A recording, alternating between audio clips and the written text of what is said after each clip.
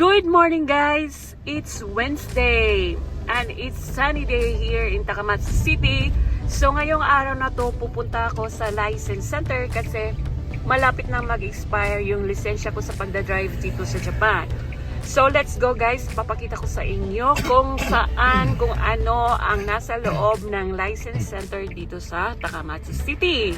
At syempre, hindi ako marunong magsulat, hindi ako marunong magbasa, so kailangan ko ng translator. At yun ay ang asawa kong guwapo. Hi asawa ko! Hello, good morning, ohayo, ohayo!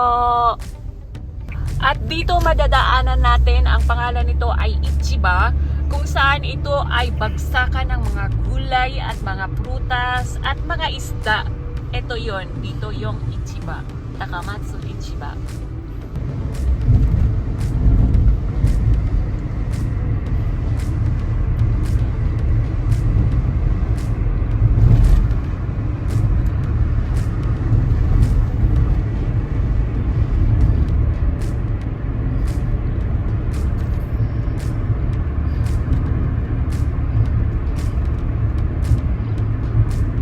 Ito yung daan papunta sa license center. Ito yung lugar na lagi ko talagang binabalik-balikan dati kasi hindi ako makapasa-pasa sa written exam kasi ang hirap talaga. Kahit may English sila na exam noon, parang ang hirap talaga ng English nila, ang hirap intindihin.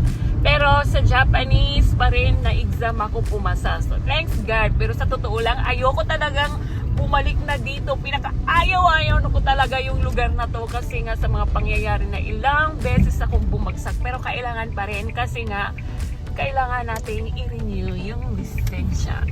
At nandito na kami sa Menkyo Center ng Kagawa Prefecture.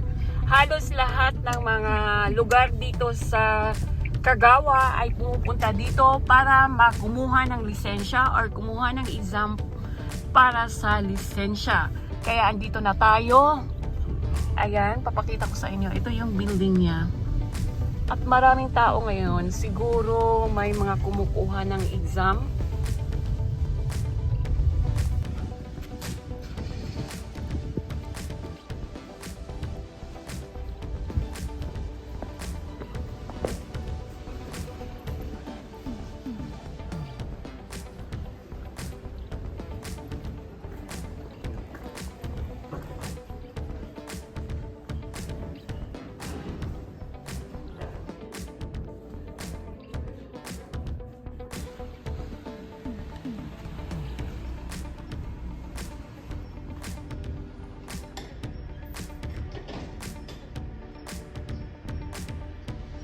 Eto na guys, nakuha ko na ang aking renewed license after 1 hour at gold pa rin ako. So ibig sabihin nun, wala akong violation sa pagdadrive ko. So gold pa rin.